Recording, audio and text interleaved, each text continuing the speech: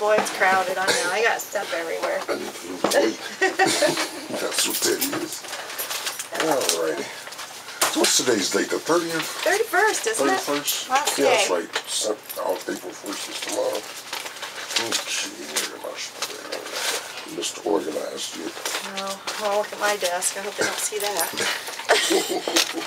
Grade day is, everything's everywhere.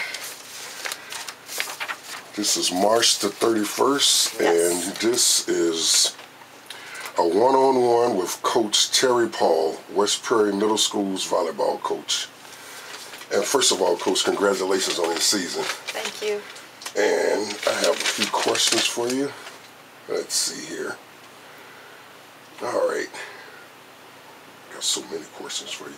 Coach, what is your record in the school, this middle school and the high school, your career record? Oh my goodness, I don't know. Oh, I do know that we posted our 700th win this season at the high school level. So a few more than 700 at the high school, and I really don't know at the junior high. I do know 22 trips to state in the 7th and 8th grade. 22 trips to state.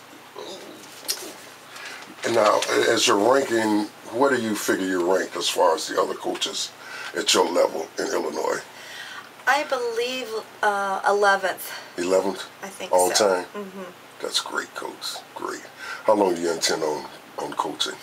Well, I've been discussing that a little bit with people here and there. I still love coaching. I love the game.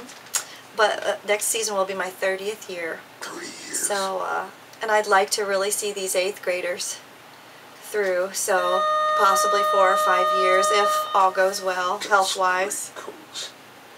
That is great. Why do you think your program is so successful? Well, I definitely think that when you're the junior high coach and the high school coach, you have some continuity in, developing the kids along the way, skill-wise, and your philosophy and things. So I do think that's been a big advantage. There aren't very many coaches around that have done both programs for that long. And then we have a nice 5th and 6th grade program, which I think is very helpful. We were one of the first to really, support that. And then I just try to get the kids to be committed to it and to work hard at it. And most of the kids have really, bought into that idea and have done a good job with it. Great. Now, what does it take to be a volleyball player for your team? What kind of girls are you looking for? What does it really take to be a lady Cyclone volleyball player? A commitment to wanting to learn the game, so and a lot of work ethic, because lots and lots of kids have succeeded in the program, and maybe not right away.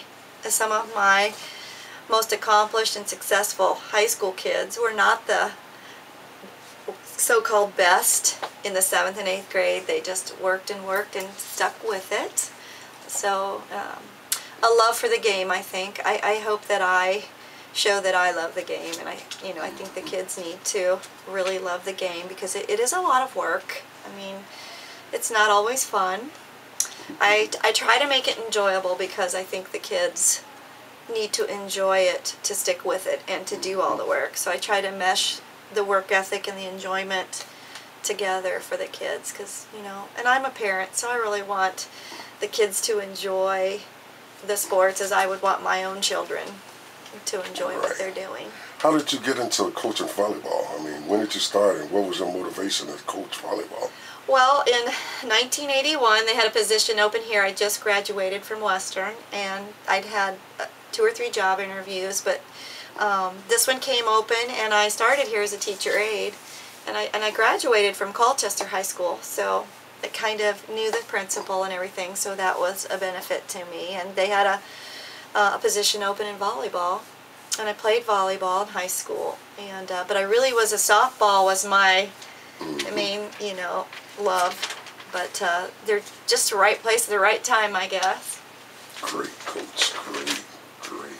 And what is one thing that, give me something that somebody that think they know you or know the program but really don't know about you, something that about you that really stands out that you think that people should know about you, that the average person doesn't know? Oh, I love music. When I went to Western, I had thought about being a double major in sports and music. I love to sing. Vocal music is something that I've always enjoyed and was very much involved in school. But the two majors are kind of an entity in themselves. It isn't really possible to do two extracurricular avenues that are totally different. So I had to choose one, but I really love music. Great, great.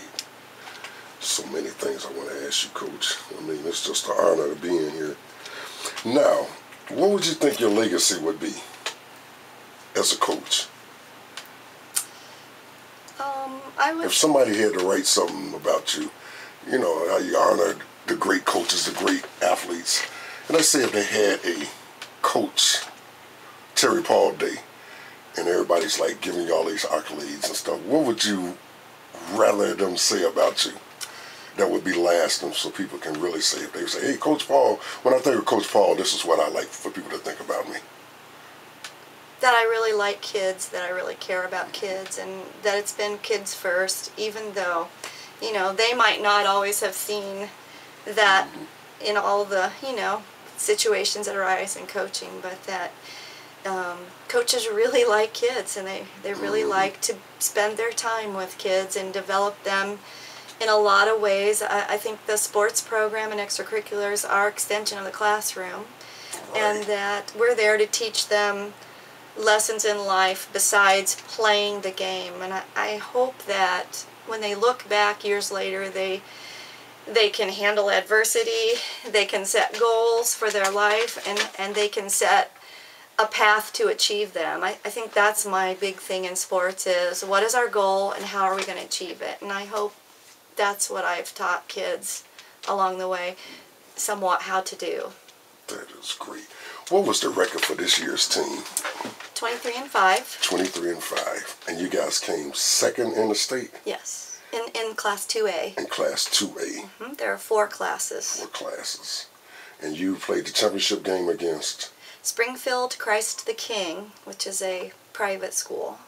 So, now, what was their enrollment compared versus the enrollment here at the middle school? We have 91 in the 7th and 8th grade, and they had 122. And I believe the top number for 2A for the cutoff was 128 or so. Okay. Okay, great, great. What do you expect for the next year's 7th and 8th grade teams?